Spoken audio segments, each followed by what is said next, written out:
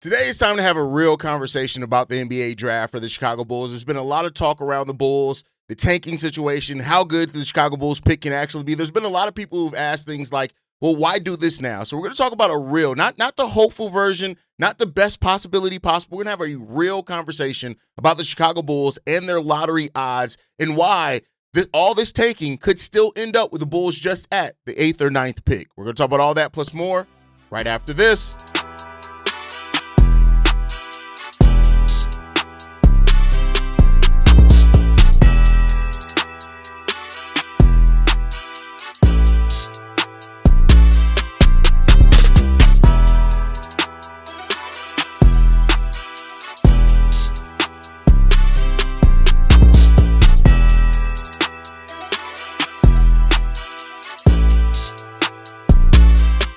What's going on, Bulls fans? Welcome to another episode of Chicago Bulls Central, your number one spot for everything Chicago Bulls related. I'm the host, Haize, but more importantly, you guys can follow the channel at Bulls Central Pod on every social media platform we happen to be on. With that said, let's go ahead and get into this content today, y'all. And I want to start off with this one, man. Let's have a real conversation about the Chicago Bulls, the draft odds, the lottery odds, all that type of stuff. So I want to use this as a primer. There have been a lot of talk about the Bulls and a lot of, I don't want to say like over hopefulness, but I just want to have the real conversation. And we'll end it on some hope, right? But I want to have a real conversation because I do think that not everybody really understands the draft lottery and exactly what all goes into it and how the odds work. And so let's have a primer about that, right? So the Chicago Bulls currently right now have the 9th worst record in the NBA, right? They're 1.5 games back or ahead, depending on how you're looking at it, of the Memphis Grizzlies, who have the 8th worst record in the league. They're 3.5 games back of the 7th worst team in the NBA, and that's the Dallas Mavericks, and they're 6.5 games back of the Pelicans. So there you go with that one, right? So there you go. That's 3.5 games back of the Dallas Mavericks. I want to make sure I said that right, and 6.5 games back of the Pelicans. So when you look at it, the Bulls can realistically catch up with the Memphis Grizzlies. That is a realistic outcome here, and they can pass them up, catch up with them, and have a worse record than the Memphis Grizzlies, especially when you look at the fact that the Bulls have the 21st hardest, toughest schedule in the league, which is one of the easiest, actually the 9th easiest schedule remaining in the league, and the Memphis Grizzlies have the 4th hardest schedule remaining in the NBA. The Dallas Mavericks, for what it's worth, also have the 5th hardest schedule remaining the rest of the way in the NBA. So the most realistic option is that the Bulls can catch up with the Memphis Grizzlies and have the 8th worst record in the league. An outside chance is that they can catch up with the Dallas Mavericks, but there almost is no chance that they're going to catch up with the New Orleans Pelicans. Even if the Bulls lose out, the Pelicans aren't probably going to win that many games to where that discrepancy between the Bulls and the Pelicans leads the Bulls to be able to pass the Pelicans up. So we're looking at, realistically, the Bulls can go from the 9th worst record in the league to the 8th worst record in the league. With some luck, they can get to the 7th worst record in the league, but that is going to take some major losing from the Chicago Bulls and the Dallas Mavericks to play tougher here down the stretch, which, we'll see if they can do or they cannot do, right? So that's the realistic option. It means that the Bulls are most likely to finish 9th or 8th worst record in the league. So what does that then mean for their draft slot and their lottery odds, right? So let's just clear this up.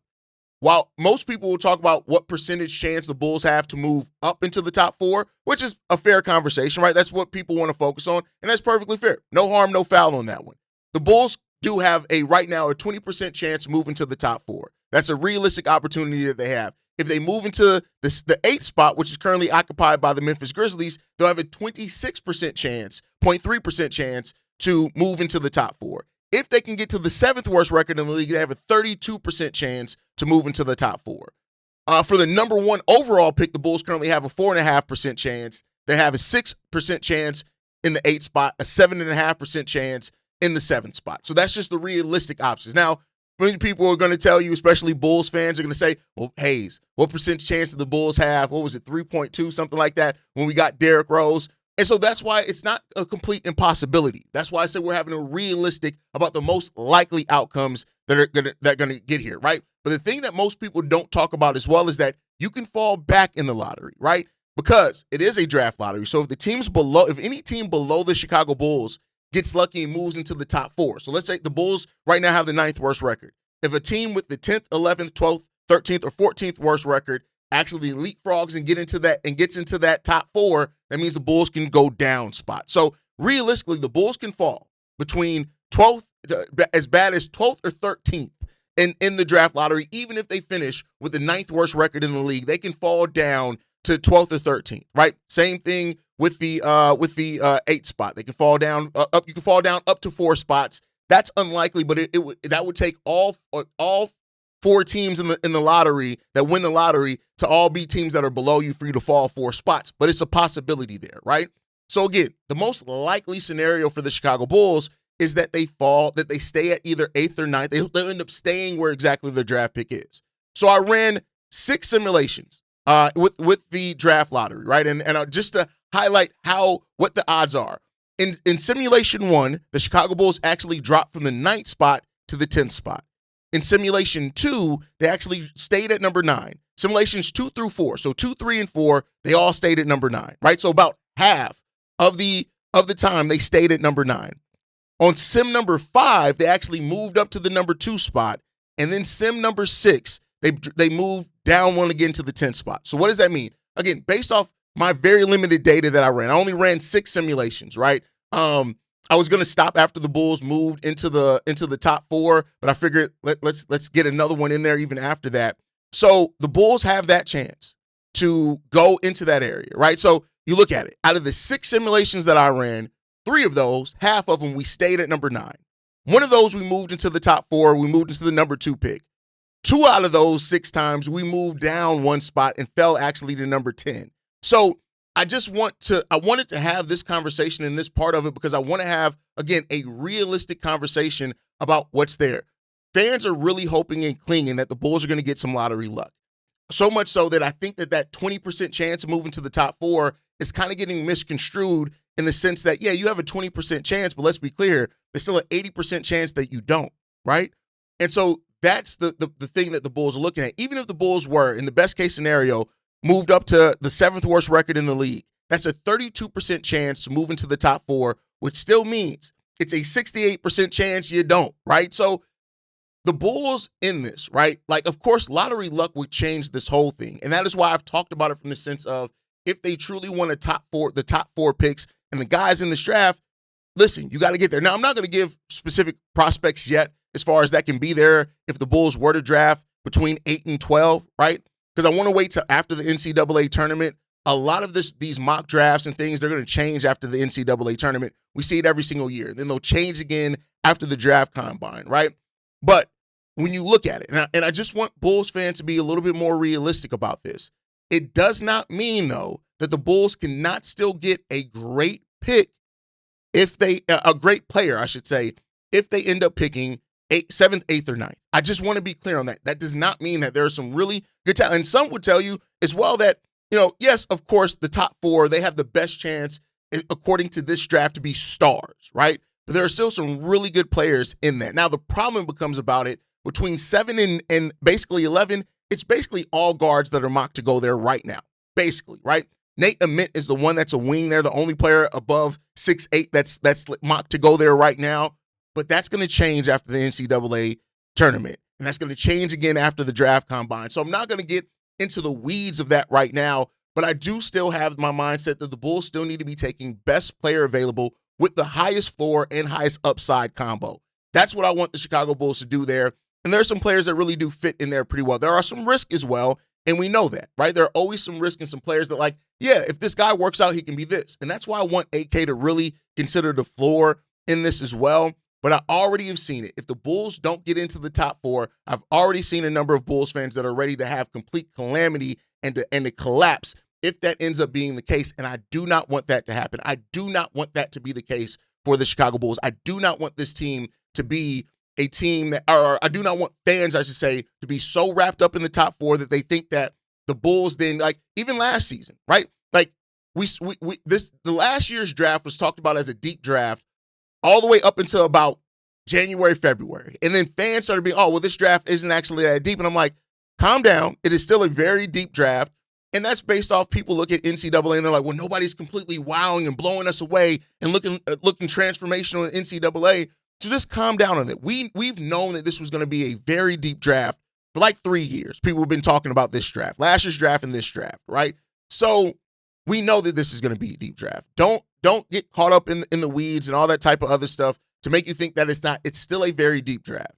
And if the Bulls also do end up getting the Portland pick, which is looking less and less likely by the day, Portland, that's just gone by the wayside. No, now that Shaedon Sharpe is down, like, it just does not look like that Portland team is going to be able to move up like we said. Hell, as it stands right now, they're still gonna go in the lottery. They're like six games above the Memphis Grizzlies, so they're still gonna be. I'm not in the lottery in the play-in tournament, but yeah, they're now. We talked about them moving into 8th. They're now at the 10th spot. They're 1 game back for the Los Angeles Clippers in that 10th spot, and they are 2 games back of the Golden State Warriors. So we'll see. They did win their last game, so maybe they can start getting some things back into place there, but it just seems like that's not going to be a thing that happens, so don't bet on that anymore.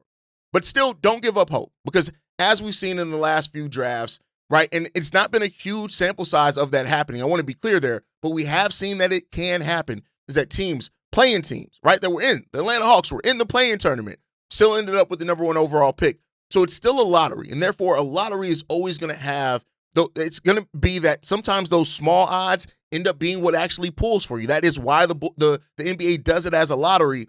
But like I said, I just wanted to have a primer, I guess, and a realistic conversation, because I do think that a lot of these conversations have gone into the spot where everybody's just focused on the Bulls getting into the top 4.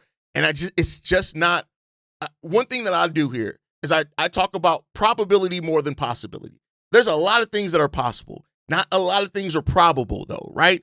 And so that's one of the things that I try to bring a difference here with the way that I cover the team and I talk about the team, is I want to talk about probabilities, because I don't want to just focus on the head in the cloud possibilities. I want to have actual conversations about what's most likely to happen.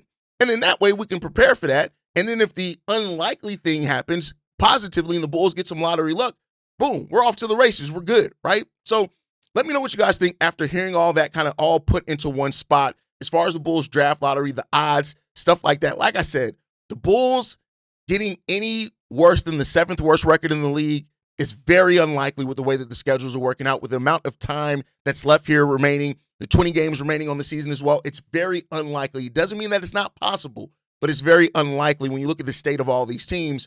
We just got to see what's going to happen and what the Bulls are going to pull out of this one. So let me know what you guys think on that one down below. With that said, let's get into the next topic. Josh Giddey and Modest Buzelis were reevaluated yesterday. We didn't really get news on it like I was expected to. Now, that could be good. That could be bad. It could be that, Billy Donovan, which we've seen a lot of times before, is he'll just wait to the pregame presser to say, yeah, these guys are clear. They'll be perfectly fine. They'll be okay, right? Or it can be announced, hey, we're actually not expecting these guys back for a week or so, right? Like, that's something that could be announced there. We'll end up seeing what happens with that one. But I do want to be clear here. The Bulls have to play this safe, because for anybody who thinks that this can't get worse for the Chicago Bulls, it can. A long-term injury to either Josh Giddey or Modest Buzelis would make that worse, right? And I know, so there are going to be some people like, oh, well, that just means we'll have a good draft odds and stuff next year too, which I get. I get that. I want to be clear. I get that mindset completely. But you want to be very careful in that one, I would say, right? Like, I'm not saying that you want to wrap these guys up in bubble wrap and not play them anymore at all, even though I know that there's some people that do feel that way. But you don't want to, because again, I don't believe that AK is planning a multi-year tank. I don't believe that. Now, will the Bulls be bad multiple years? That's different. But I don't think they're planning a multi-year tank where they're focused on draft position outside of this year. I think between free agency, the draft, the Bulls are going to make some moves this year. That's what they're going to aim to do, right?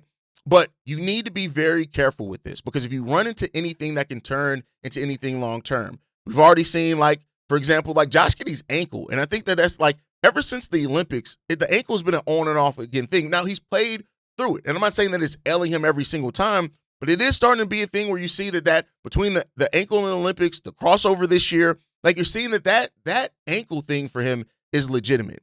Modest is a young guy. He rolled his ankle. It is what it is. But I know that Bulls fans, and, if you're like me, you carry some PTSD as far as meaningless games, and then a player gets hurt in that. I don't even need to say the name, because all of you guys know exactly who and what the hell I'm talking about. So, that was what isn't a meaningless game. It was a meaningless minute. So, to be fair, there you go on that one. It wasn't a meaningless game at all. So that's what you have to look at with that one, right? And I look at it and I say this, right? Players don't throw in the towel. And I'm not expecting players to want to be shut down this season. I'm not expecting coaches to want to shut down good players this season. But at the same time, you have to watch this very closely because the thing that could make this much worse is that you do get a major injury at this point in the season and then lingers into next year. Or you can't have a full offseason because the Bulls are going to be adding a top 10 pick more than likely to this, a lottery pick at the minimum to this team. You want an offseason where these guys in a training camp, these guys can work together. And yeah, it's a bit of a premature conversation for me to be having this now. They rolled some ankles. It doesn't seem like it's too big of a thing there, right?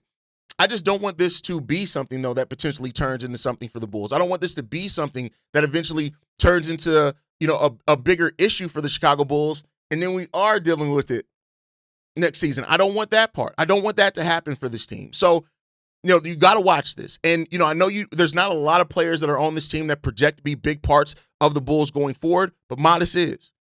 Josh is. Trey Jones is. Trey and Jalen could be. Noah Essengate already dealing with that. Shout out to him being back in practice. They are, right?